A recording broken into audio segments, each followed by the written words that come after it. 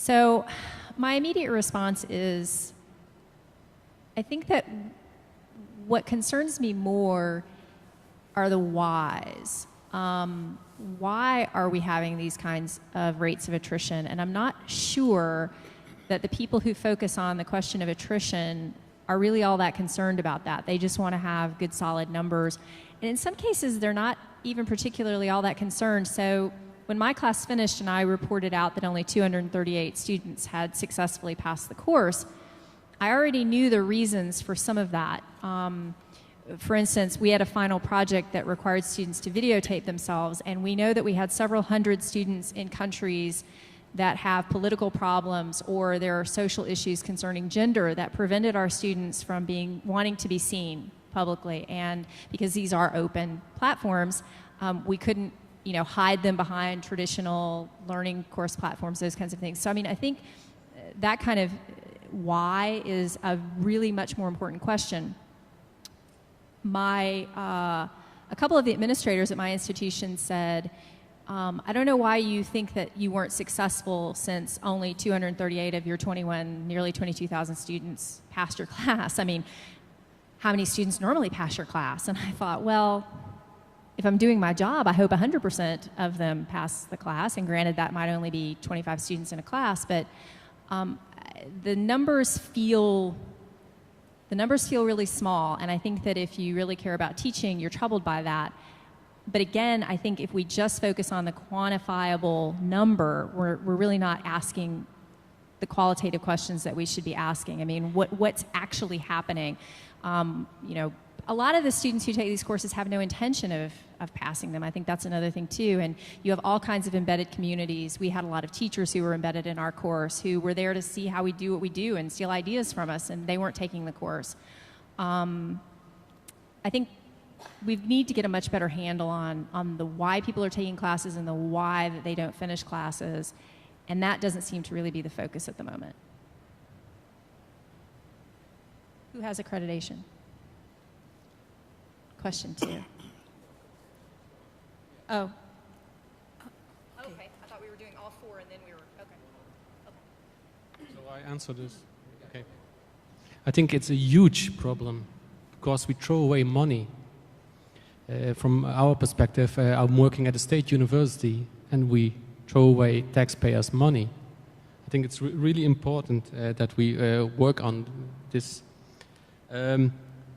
I can give you an example. We had an ex-MOOC with a target audience of 84,000 people, potential participants for a MOOC. 1,400 registered and only 41 sent in their task. 41 people at a MOOC for 1,400 people with a cost of 30,000 euros for 4 weeks.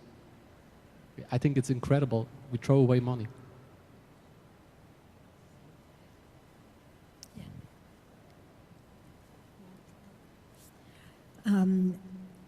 High attrition rate is not something new for us since we have experienced this offering our courses online. Although it's not as high as 90% as experienced by most of the MOOCs that we have now,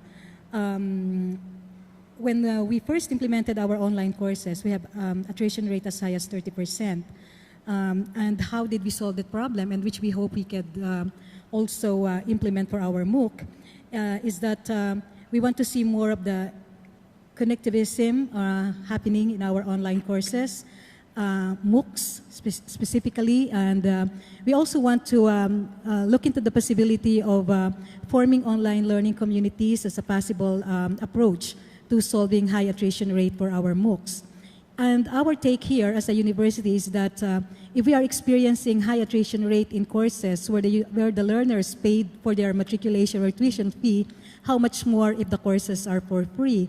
Therefore, the intervention should be more of how we can play on their motivation, the first motivation that they have when they first enroll in the course, and how can that be used to design learner support services so that we can keep the students who really want to learn.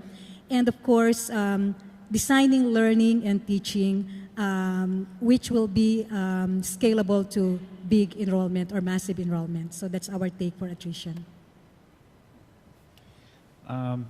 My perspectives on the attrition issue is that it's nothing new as it has been discussed.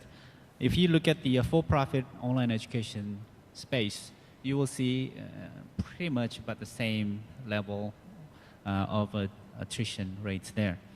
Many students who enroll in the online universities, they don't end up graduating, and some of the graduation rate is less than even 10%.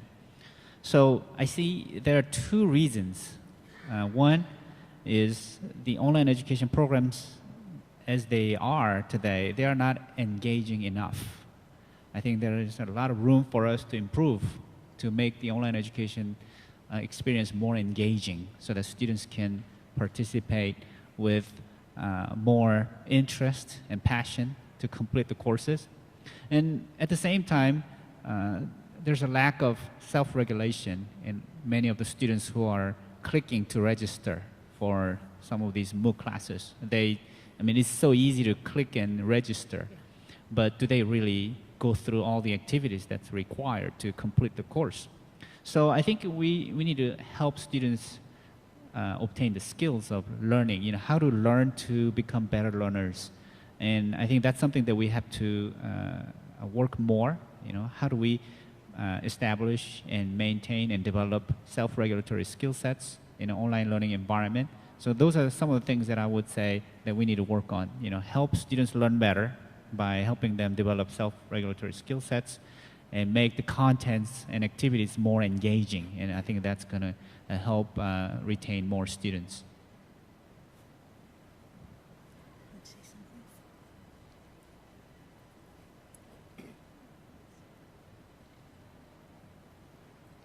Theo is going to respond to the second question and to accreditation. So nobody want to? Well, Kurt's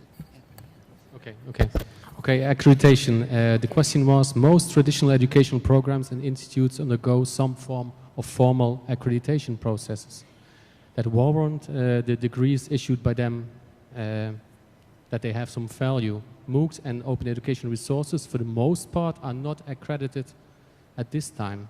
Are existing accreditation procedures even relevant in the context of open education? Are they relevant? If not, what mechanisms are needed to provide evidence of the quality of open educational learning environments? Well, I can answer very shortly to that. I do not take MOOCs that seriously that I would go for accreditation at the moment. I think that MOOCs will evolve in the future in some kind of modern distance learning. I've been working for 20 years at an open university now, and I have courses, I teach courses with 700 people in it. So that's not much different from an ex-MOOC. And our courses are all accredited just like regular universities. And I think if you want to provide a MOOC, you should always watch for the quality. But nobody does at the moment. So, for example, when a researcher applies for a job at my institute, I always nowadays watch and I look whether they somehow have followed a MOOC. And why do I do that? Only to see whether somebody is interested in modern new technologies for learning. I never look at the content because, in my experience, the content of MOOCs, and also if you have a certificate of a MOOC, the content is, so to say, for a job position, not worth a penny. So in short, accreditation of learning is very, very important. It just tells a student also that society or an employer approves what they have learned. And that should be an indicator for future success, I think. Accreditation must be an indicator. MOOCs are nice for people as an orientation in a field. I think many people also only follow a MOOC as an orientation. Or it's nice for a hobby course, writing a comic book. Not more and not less, I think.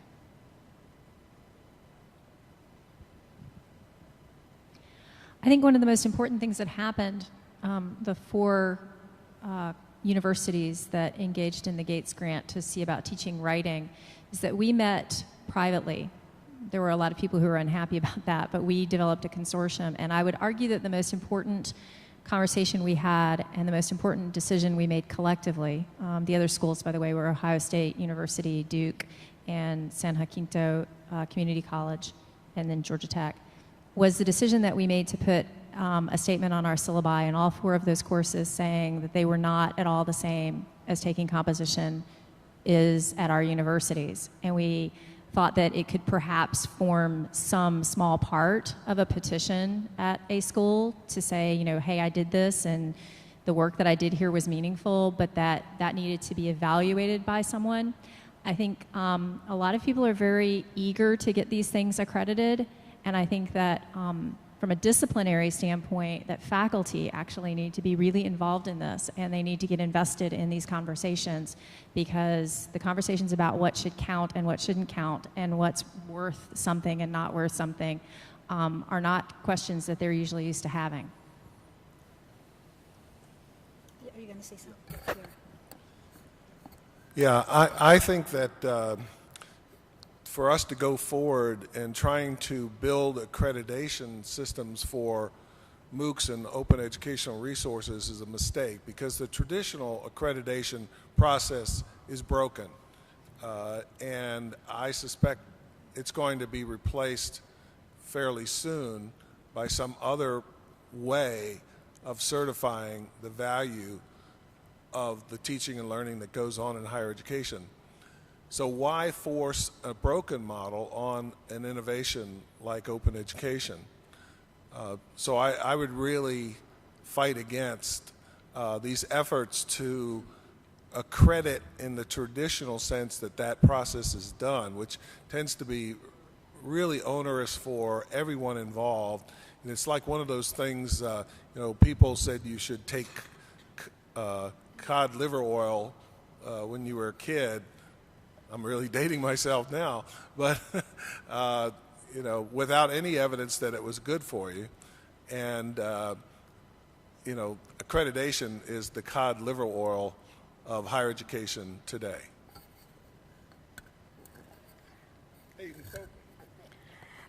Okay, on the concern on accreditation, this is really a problem when even the universities involved in offering MOOCs will not accredit the courses towards earning a degree. So like for instance, there's a university offering, or a professor from a university offering a course on MOOC, that university will not even give credit to that particular course. So it raises a doubt as regards to the kind of instruction that is happening in MOOCs compared with the residential courses. And although I think there are some progress being made towards this end, so something like the signature courses of Coursera, where in fact there's that stamp of quality and assessment of learning that goes with that particular track. In our case, we are integrating the same rigor in instruction and in assessment of learning, and therefore we can now provide full credit to the courses that can be completed through MOOC. The question on whether is the existing condition or accreditation procedure even relevant in the context of open education, I said yes, but we have to really, just like what Tom said, we really have to devise a mechanism of assessing learning because that's what we really want to see when a learner completes a course. So it really depends, accreditation really depends on the kind of assessment of learning that happens or integrated into the implementation of MOOC. So if someone took a MOOC course on, let's say, computer programming, I think the question that comes to my mind is, can we verify that this particular student can perform the necessary work or not? I think that is my question. I wouldn't necessarily care whether they took the MOOC from somewhere in Zanzibar, Tanzania, or Stanford University. I would really like to sit down with the person and ask and see if they have obtained the skills and see if they can perform and see if they can produce the work. And also, in addition, I'd like to see if they have the motivation and aptitude to work in the project that I have. So if we go from there, I think it becomes a different kind of a discussion. Do we really care where they are from, or do we care whether they can perform the work or not? And I think that many of you already know that there are some interesting approaches experimented by Mozilla Foundation, for example. They are coming up with some badge programs. And I think that many of you already have a lot of endorsements from your colleagues in your LinkedIn. How many of you have endorsements from your friends who know what you're doing? And probably many of you kind of agree. If you, let's say someone gave you an endorsement on e-learning or instructional design, you got that endorsement because you were working in that field. You gave talks on that topic. So people around you who know about you would give such endorsements. So I think that is more valuable to me, and then probably it will become more interesting and also valuable in the future as well. I'm not saying that LinkedIn is the solution, but I think that discussion should come from, what are we looking for and what's realistically actually needed in the field. And if we start from there, I think that maybe we can throw away the whole accreditation system, or we can redesign the whole accreditation system later down the road. So I think that there are some interesting works being done in that area, and I would love to see more of those things coming down the pipe.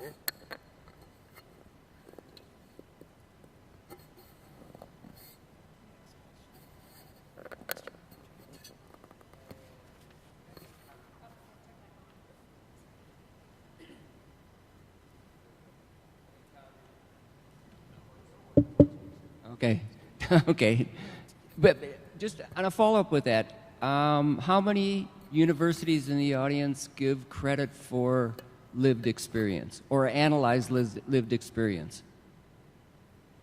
How many give candidates opportunities to test out of a course given the right profile? Is MOOC experience any different than any other lived experience in that regard? I think we're already have our feet wet in that arena. With that said, Tom's going to lead us into assessment. Okay, thank you, Tom. So assessment, question 3. Weak assessment is frequently listed as a major limitation of various forms of open education. What evidence do current assessment practices provide that students and members of the general public are achieving meaningful learning outcomes through engagement with MOOCs and open educational resources in higher ed or K-12 education? And if the evidence is weak, how can more reliable and valid assessments of learning outcomes be accomplished? I mentioned earlier that I've been in a lot of MOOCs, not all of them from Coursera, some from some other groups as well. And I mentioned how Richard Mayer's basic principles of multimedia design were being ignored in most of the videos and other presentations in those MOOCs. Well, similarly, with respect to assessment, just basic principles of good assessment are being ignored in most of the MOOCs that I've been enrolled in. For example, I enrolled in a MOOC that was offered by a very distinguished professor called The Camera Never Lies. I thought this is really going to be exciting. It was a professor at the University of London, and it was all about how images are used in propaganda and other political ways and so forth. And actually the video announcing this MOOC was very well produced, and I thought, well, this is going to be a good one. Well, then I got to the assessments, and this is a typical question that was asked in one of the quizzes. It says, in which issue did Time magazine nominate Hilter? And it was Hilter. They didn't say Hitler. They said Hilter. So they didn't even proofread these questions. In which issue did Time magazine nominate Hilter as their Man of the Year? There are 5 answers given below. This question is negatively marked. You will get 3 marks for the correct answer, but -1 for the incorrect answer. Really complicated there. And then The answers were 2 January 1939, 13 March 1933, 21 December 1931, 13 April 1936, or none of the dates listed here. I mean, what does that have to do with any kind of meaningful outcome? Now, it turned out that students were really enraged by these types of questions because they were all through this course. It got so bad that the instructor at one point almost quit. So I think the secret to better assessment is going to be when we really focus on what are our objectives, what's the best pedagogy to address those objectives, and then what's the most appropriate assessments that will align with both that content, those objectives, that pedagogy. And I would promote the notion that wherever possible, that should be authentic learning. There shouldn't be an artificial separation between the assessment and the task. The assessment should be seamlessly involved with the task, with the pedagogy and so forth. And that's using an authentic learning model. I'm just going to put a quick plug in here. One of the invited speakers this week is Dr. Umit Karturu from the World Health Organization in Geneva. He'll be speaking at 11:15 on Thursday, and he's going to show you a really fantastic example of authentic assessment integrated into a learning environment. In this particular case, a course on managing a cold chain in developing countries. So, Umit, are you here in the audience? Oh, there he is. Okay, Umit. Umit has some more information about that presentation. So, during the break, he can give you a little information about that. And my time is up. Who wants to just talk about assessment?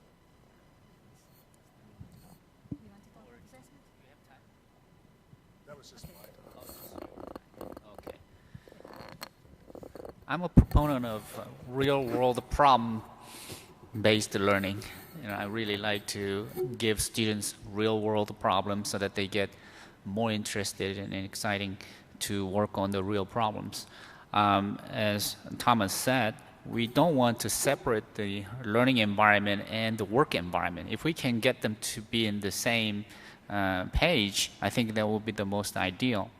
In my MOOC, I had students work in teams to work on various projects, and they had to create various things and present them, demonstrate them, analyze each other's work, and evaluate. So that's the kind of assessment strategies that I would use. And there are some cases where you cannot just get your students to work on real-world problems. Sometimes it's got to do with the comprehension of some concepts and principles. I'm sure there are many ways to integrate real-world problems, but if there are any areas that you cannot apply those project-based learning or problem-based learning, I use SMILE. The Stanford Mobile Inquiry-Based Learning Environment, where students are creating multiple choice questions after doing their own research. Now, it is not that, we have a lot of arguments about the value of a multiple choice questions, but getting the students to create multiple choice question is a very pedagogically sound activity. The reason is in order to create a multiple choice questions, students have to conduct their own research. They formulate the sentence. They have to come up with the possible answer choices, and that requires deep reading and deep critical thinking as well. When students create questions, they're sharing their questions with their peers so that peers can solve each other's questions, and they analyze those questions to see if there was any problem with the question. And then when they share those questions and they present their rationale, and that's the part of learning and assessment at the same time. So there are many opportunities like SMILE where you could engage students in both learning and assessment at the same time. And I think that's easily integratable in MOOC kind of learning environments as well. I'm approaching MOOCs more as a consumer and researcher, and I've never taught MOOCs, and I'm a qualitative researcher and I teach specifically critical qualitative research methods, so I don't see myself teaching MOOCs anytime soon because I really appreciate and treasure the interactiveness of face-to-face interaction and everything related to that kind of a format. What I'm doing right now as my research is I'm looking at about 590 survey responses distributed through MIT MOOCs listserv. So it's very interesting because what I realize it's MOOCs consumers and people who are taking MOOCs, they are so diverse. So I can definitely see people with really good experiences of MOOCs and who are self-learners, you know, they love learning. And many of them, at least in my data, love MOOCs and that experience because there wasn't a very specific formal assessment. So they felt the fact that they learned and they didn't have to prove that they learned was a big part of the draw for them. So I don't know how it can happen in the future, but it seems like, you know, if MOOCs develop and evolve into something very different, we can think about different MOOCs based on different learners and the people who, you know, have different purposes of taking MOOCs. And a lot of people out of 590 associate MOOCs and MOOCs learning experiences there with their jobs and getting a new jobs, doing better at their jobs. So the purposes and goals for each person are just very different. So sometimes I feel like assessment issues seems to be something that comes out of specifically educators' perspective in some way to an attempt to formalize MOOCs. And I definitely see that because our university, University of Houston, wants to see, you know, how can we assess them, what's the outcome. And I definitely understand it, but almost like I look at the phenomenon, at least right now, as a kind of outsider researcher perspective, almost like a community of practice issue. The whole notion of community practice, Etienne Wenger and Love, it was so powerful because it was voluntary. Once they tried to design that in K-12 settings, you know, Wenger came up with cultivating community of practice, but still, the very spark and the heart of it was, you know, I felt was pretty lost because once you try to formalize it and institutionalize something that is just very free, you have to take the risk of losing something that is, you know, was so important in its inception. So that's kind of my take on that. Well, I partly agree. I think some kind of formalization is needed. We shouldn't make a mistake. I understand that education has to be motivational and entertaining sometimes.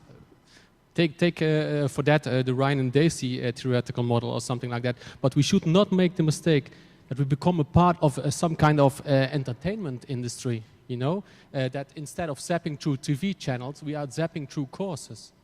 And that is, I think, a little bit much the case with MOOCs.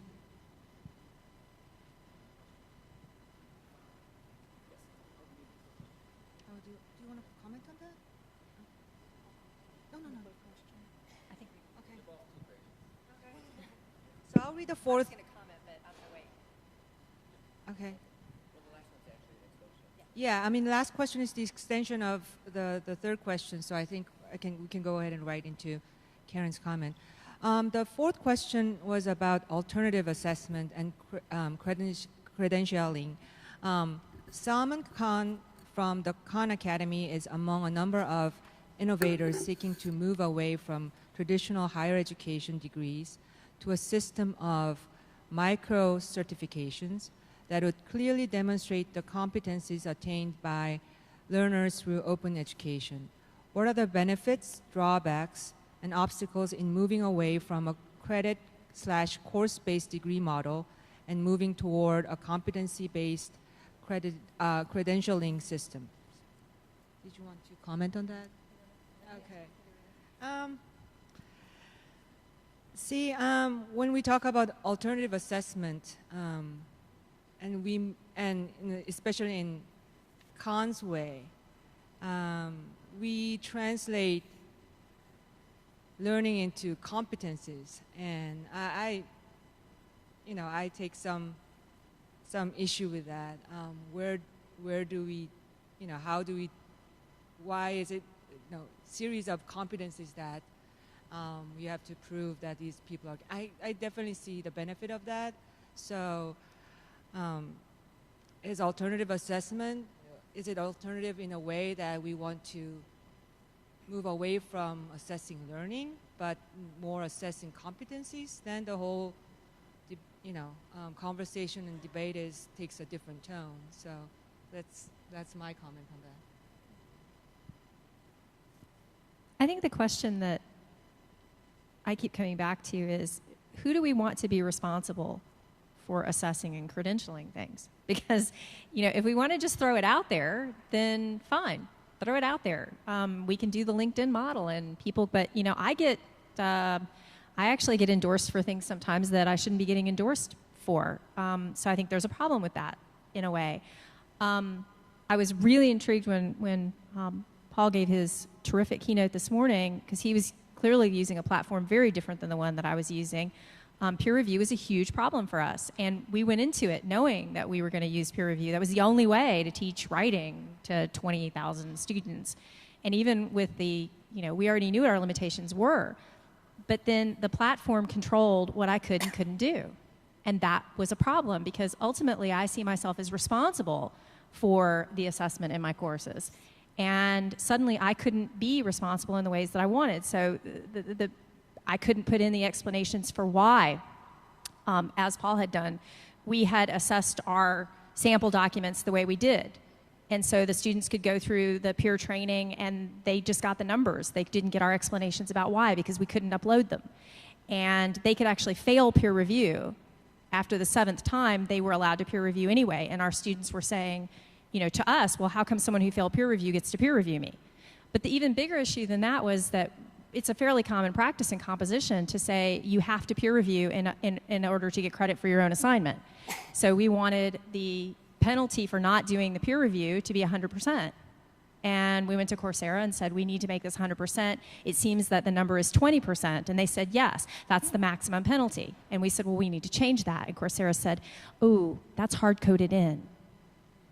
And I got a little snarky that day, and I said, ooh, hard-coded in. Is the PhD in English supposed to be mystified by the magical wording that you just gave me? I mean, isn't there something called a parameter that you can build into your code and change that from a hard 20 to a parameter of 0 to 100, and then I get to choose as the professor of this course what that should be? And they simply said, we're not going to change it.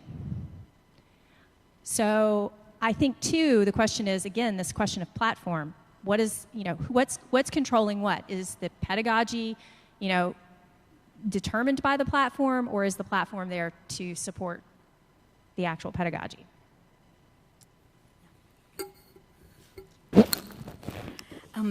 I see micro-certifications as something which can be considered along the line of continuing professional education for an individual to stay competitive in his or her line of work. Or if that individual thinks of changing career direction.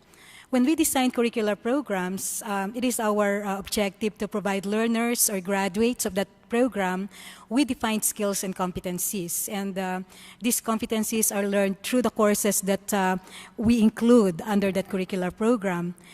Each course is designed towards that, giving that competency to the learners.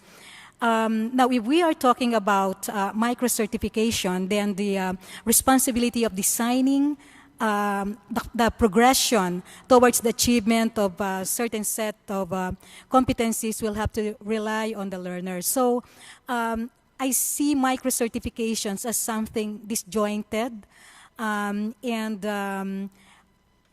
I'm thinking of what kind of competency can we provide to an individual so that he or she can design his or her own program. So that the kind of things that we are looking for from a professional, from an individual, can be achieved through this micro-certification. So it's really becoming more independent learner, but how can we raise independent learners and be more designing their own learning and getting the competencies that's required from them from the industry or workforce? In terms of alternative assessment and credentialing, I think at the end of the day, it will come to the point where you have to decide who is going to stamp on that certificate or degrees. Is it an expert or is it an institution? I think that's going to be sort of the point that we will have to discuss more. If it is an expert, is it more meaningful than an institute? I think that becomes a very interesting question. Then if expert matters more, then why do we need institutes? So I think that all these new questions will be rising down the road.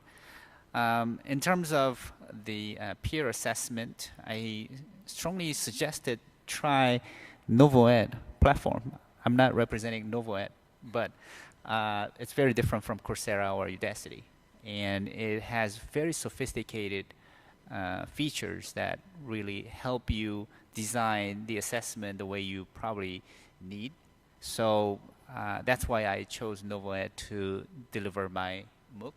And I hope that you will be able to try that. And I would love to connect you with the NovoEd folks and try them out and let me know what you think and what the deficiencies are. Because I'm interested in learning ways to enhance assessment and especially peer assessment in a team project environment. So anybody who wants to try it, just send me an email, then I'll connect you with the CEO directly. And so that I hope that he will give you the access to the platform and deliver your courses. And please promise me that you will let me know what you found so that I can learn from you and maybe I can suggest the person who is in charge of the feature development to enhance the program. So I think that this way we're working all together to advance this MOOC field. So I would love to work with you. We're getting near our time for audience questions. Does anyone still have an answer to this fourth question on the... Yes, Tom Reeves. Actually, this idea came up at our lunch table. Karen mentioned this.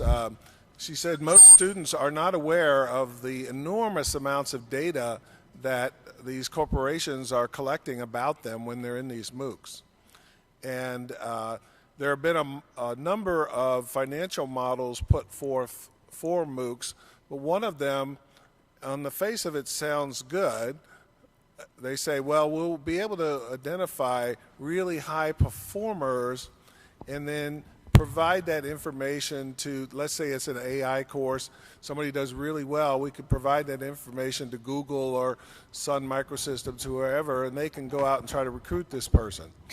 But what's to stop that same information being collected in a negative way so that someone is in a MOOC and they're chronically late with their assignments, they don't complete things, they do poorly on the test, and them taking that information and somehow providing it to recruiters and saying, this is not a person you should hire because of their performance in the MOOC. So there are a lot of issues like that that we need to deal with. Does anyone else have a final comment on the panel? It'll work. It'll work. There it is. Yep. I just wanted to say really quickly, too, that I would love to try that platform. But there's another layer to this, which is institutional contracts.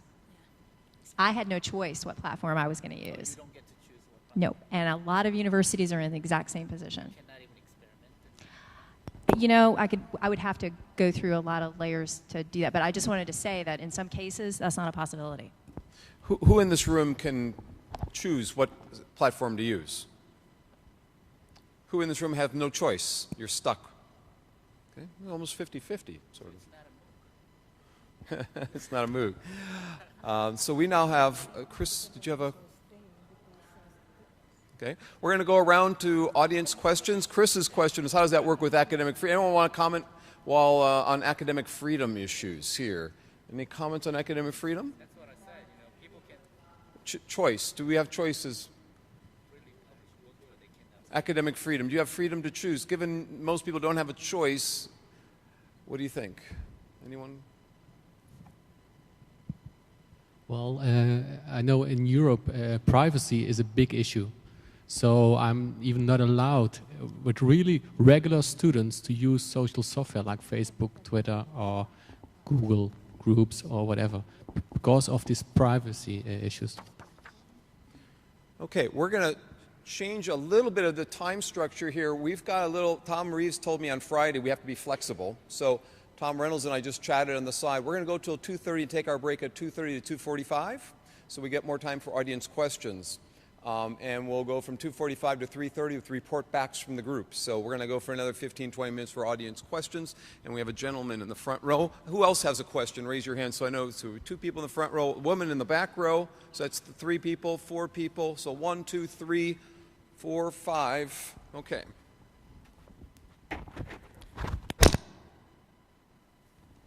I just want to ask the question about assessment.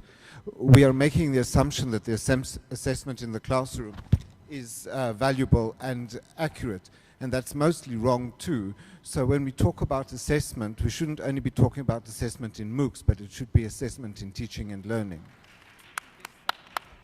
Who has a comment about assessment and teaching and learning on the panel? Someone like to respond to that?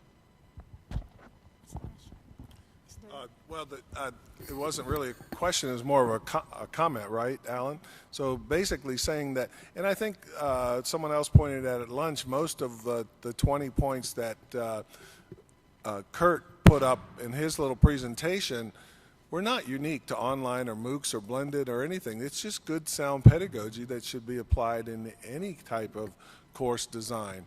And so, yeah, you're absolutely right, Alan. We need to...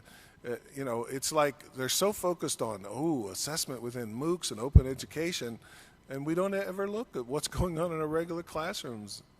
It's really awful. I partly agree. Imagine an imaginary situation. Within 10 years, you have to go to the hospital, and there you're waiting for example, for a surgeon. And you're waiting, and you look at the walls, and you see certificates of MOOCs. I would feel very, very bad if that was the assessment of a surgeon. Nowadays, I still have some trust in the assessment of this. You know what I mean? So, you're right, we have assessment issues, but we still can trust quite a lot, I think, on it. Hi, Paul Cowan, University of Waikato. My question is around alternative forms of certification. Has anyone explored using open badges, specifically Mozilla's open badge framework in a MOOC as a reward delivery system or an acknowledgement at least of completion? Let me comment on that one. Look up a guy named Dan Hickey at Indiana University. He's offering a MOOC now on alternative badging. So Indiana's doing one of our first MOOCs. It's called a BOOC, big open online class, I think. But his name is Dan Hickey. Anyone else on the panel would like to respond to this issue of badges, Mozilla, or anything like that? So I guess you're left with Dan. We have a woman in the back row who had an arm up earliest. Yep.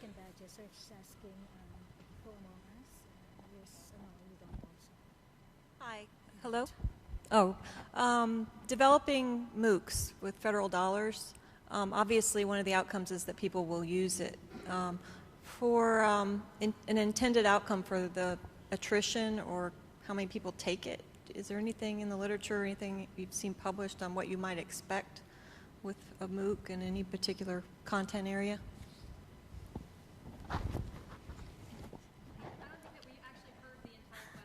Kurt, can you repeat that?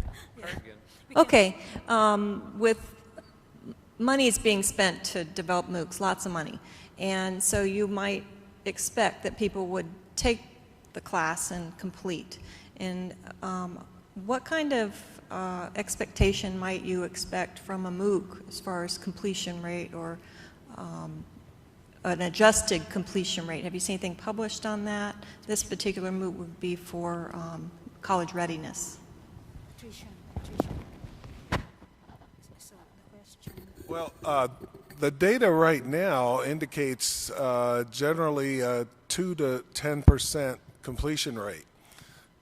We're still in the early days of this, and I think a lot of people are just, and myself, I mean, I've started 10 MOOCs and I've only finished 1. I'm in 3 actively now, but I think right now we just really don't know. There's the data says 2 to 10% finish a MOOC. Why some are 2 and others are 10, I don't know. But this is where research is needed for sure.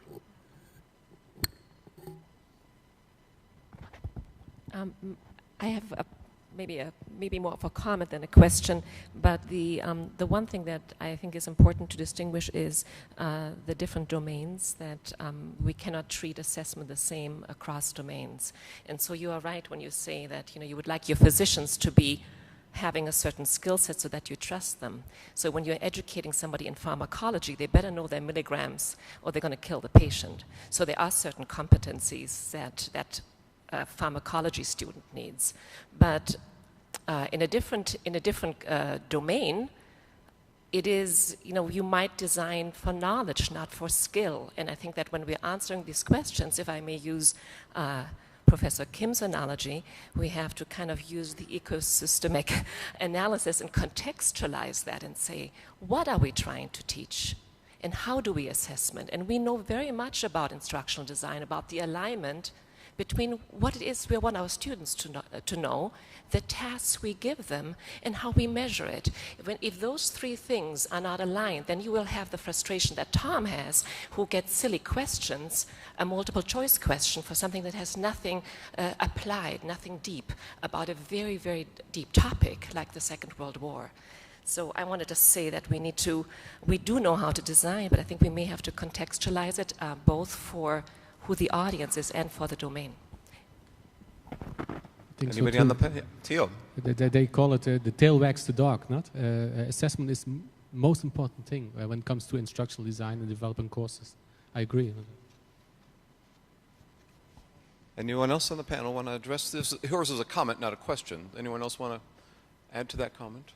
We have 2 questions right here, and I'll come back to the back row then after these 2 questions. We've gone through a lot of questions from the audience. This is great. So I'll be in the back for a little bit here. Hi, thank you, everybody. I guess first what I'd like to do is just address a couple of things that I think the panel has raised for me, or the day has raised for me, and then come to the question. First of all, I think both Paul and Tom, you hit on something that's really important, where we're talking about independent learners and in a kind of a less structured setting, and that is the word passion. And Paul, you mentioned the importance of passion for the educator, but Tom as well for the learner, in as much you were talking about things you were interested in, that you actually got engaged and interested. In other words, you had a passion to learn the subject. And I think, Theo, in response to you, we should be careful of being kind of dismissive of things like that as just hobbies, because I could respond, comic books, well, if you look at the games industry or Hollywood, I'm a bit more than maybe just a hobby in terms of the money that goes through the economy from those. My question, though, is when I read the press, it seems that the message often put out is that e-learning, the conference we're in, and MOOCs are synonymous. And I'm really getting concerned that, therefore, in a lot of people's minds, the high attrition rates in MOOCs are kind of like that is the situation generally in e-learning. So my question is, does the panel share a fear that e-learning is kind of being labeled by the things that are happening in MOOCs?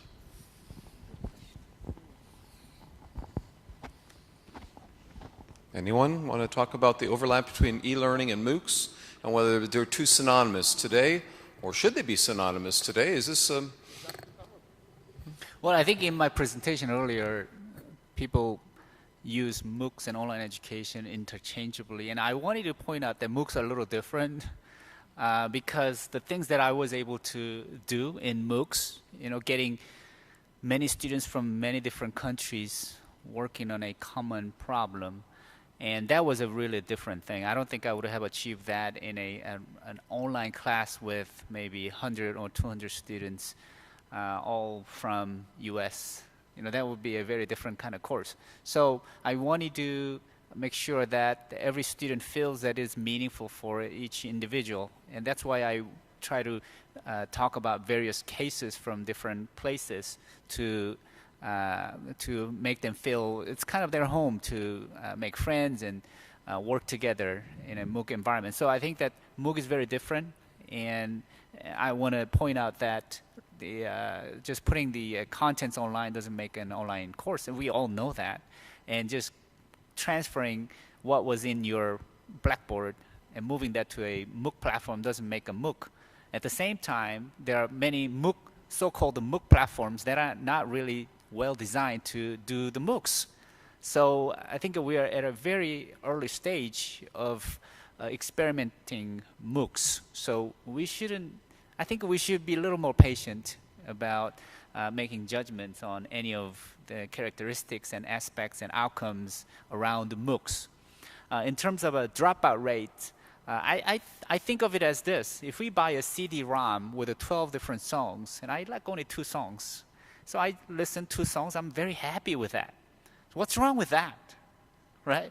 So if you don't like all 12 songs, does that mean you failed or something? I don't think that's a good analogy. So, MOOCs, some people say this is like a textbook. It's a new supplementary textbook. It's a supplementary learning environment. People want to get connected. They want to work together, and then you join MOOCs.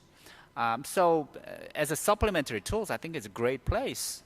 You get more resources to students, and students have ways to connect with others who have similar interests to work together. That's a wonderful environment, I think.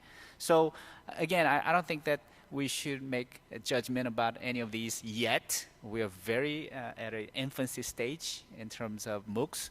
And I think that in this room, we have a lot of experts here. We should work together. Let's share more insights. And by sharing it, we'll be able to advance this field.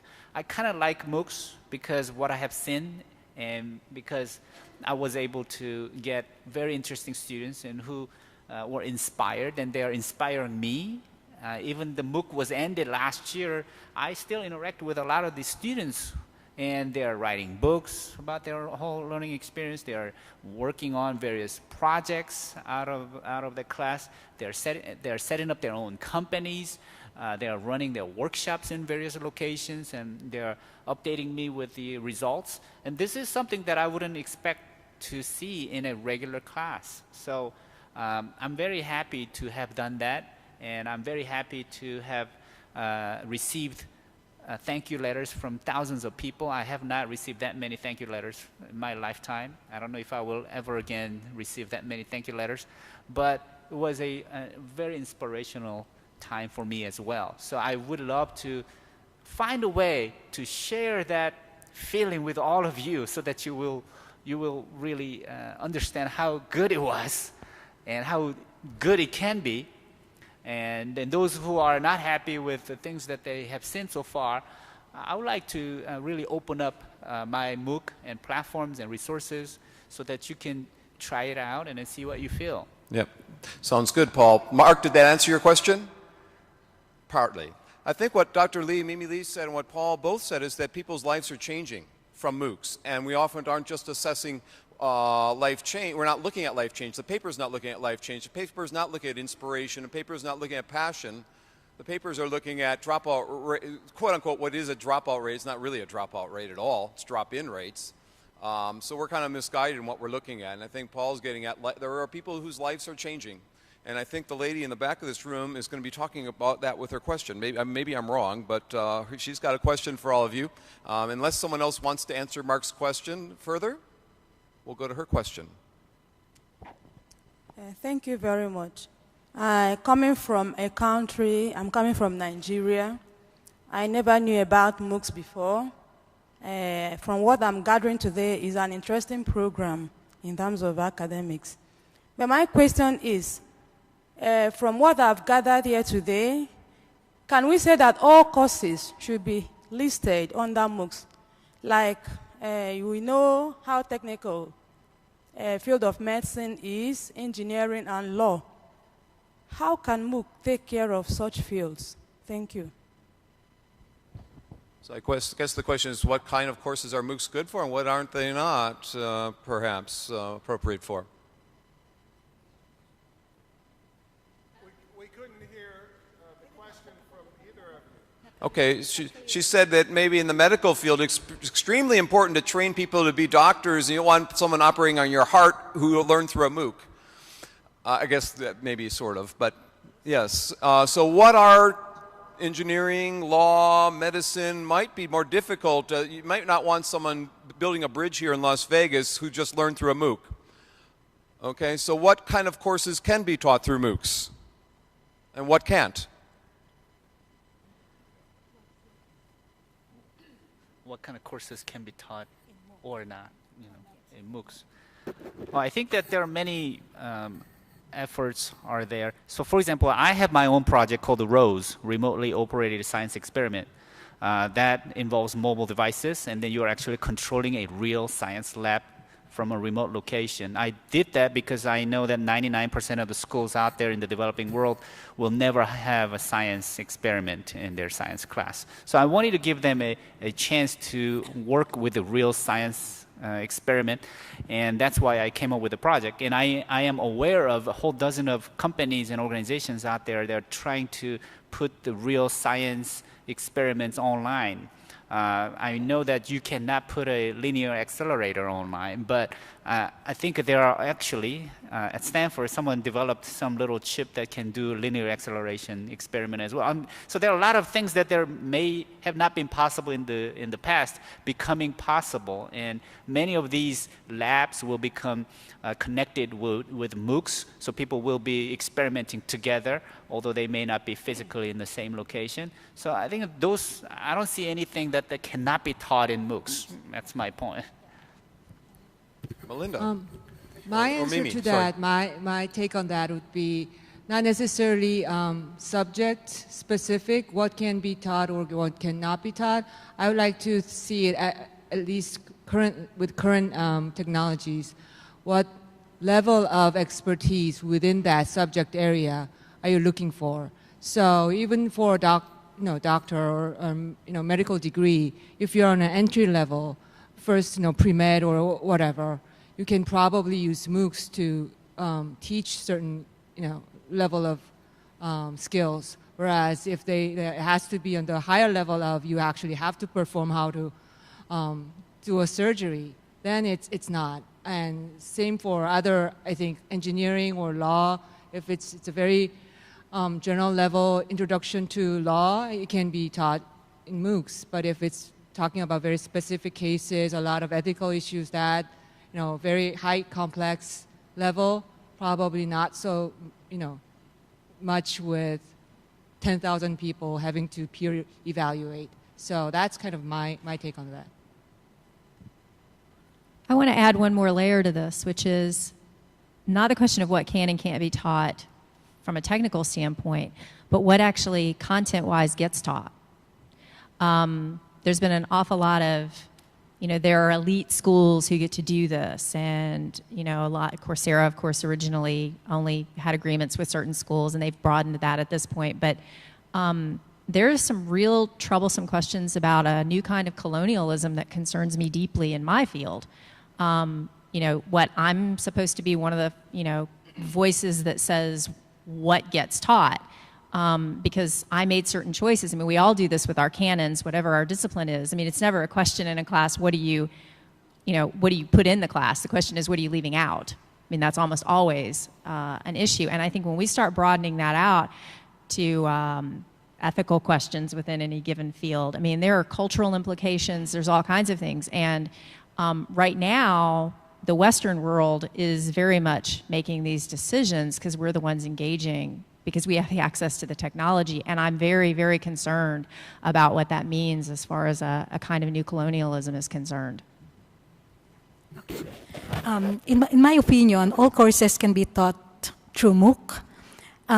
with the various modern technologies that we have access to now, multimedia materials can be produced so that whatever skills that we want to teach the learners can be taught. But I guess those who are still planning to do their own MOOCs can probably think of what MOOCs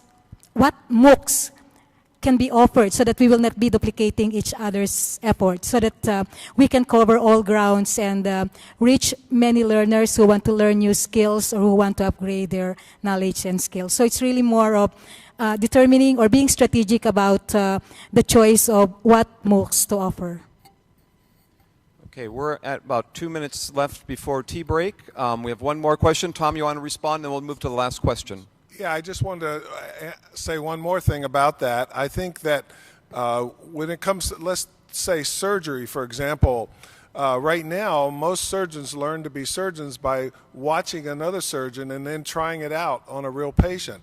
And and often those patients are people who wouldn't, are not paying for their health care and in a sense are victimized by that, being practiced on in teaching hospitals. But MOOCs is not a pedagogy. MOOCs is just a delivery system. The pedagogy of, for example, high fidelity simulation is we're getting to a point now where we can begin to teach surgery through simulation where they actually have haptic devices interface with scalpels and so forth, and the surgeon can learn and practice those skills multiple times in a simulation before they ever touch a real patient.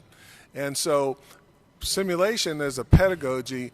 MOOCs are just a delivery system. Eventually we might get to the point where we can incorporate high fidelity simulations into the MOOC delivery system. So we have a question back here from the gentleman from Bethel University in the USA. Craig? Mine is one step beyond MOOCs. I'm new to MOOCs, so I'm coming with a real open mind and kind of was very interested in having a MOOC or two within our doctoral program. But I'm wondering, where does this point? I'm looking at this like an 8-track tape. 8-track tape pointed something in the future. When it first came out, everyone was all excited. Some of you don't know what an 8-track tape is, but give me that one. But I think we're on a journey, and I think that MOOCs is an event that's pointing, and I think it points toward collaboration, it points to different kinds of credentialing, and I think it moves away from the right or wrong confrontive societies that we have throughout the world. Have you all, or do you know who's kind of pointing that next direction? What is MOOCs pointing to, assuming that's not the answer to all education things, but rather a really energizing event that has its place, but is not, where does this point to? Sounds like a good question to end on. So any of the panelists want to take on this transformational kind of a question here in the front? Well, next week I'll have the answer for that. Actually, I'm going to be part of a panel in Los Angeles, or in Anaheim rather, next week, a presidential panel at another conference, and it's called "If MOOCs Are the Answer, What is the Question?" And I don't think we really have good answers to that, but maybe some other folks, we need more controversy. So I'm saying there's no answer. Let's hear from somebody that says there is an answer. I think I said something in my presentation earlier that MOOCs are not a solution that was developed to address an issue or a problem, but it's a byproduct. And also it's a symptom of an inefficient higher education system that we have today. So that's what it is. And where is it going? Things are going to evolve, so will MOOCs. And you are the part of that evolution, so you are the one who will be pointing us. So let's work together, and then let's take it to the right level and the right place and right direction.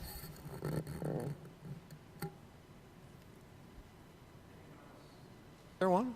We've got a comment here from University of Minnesota. Christiana has a comment here to end us.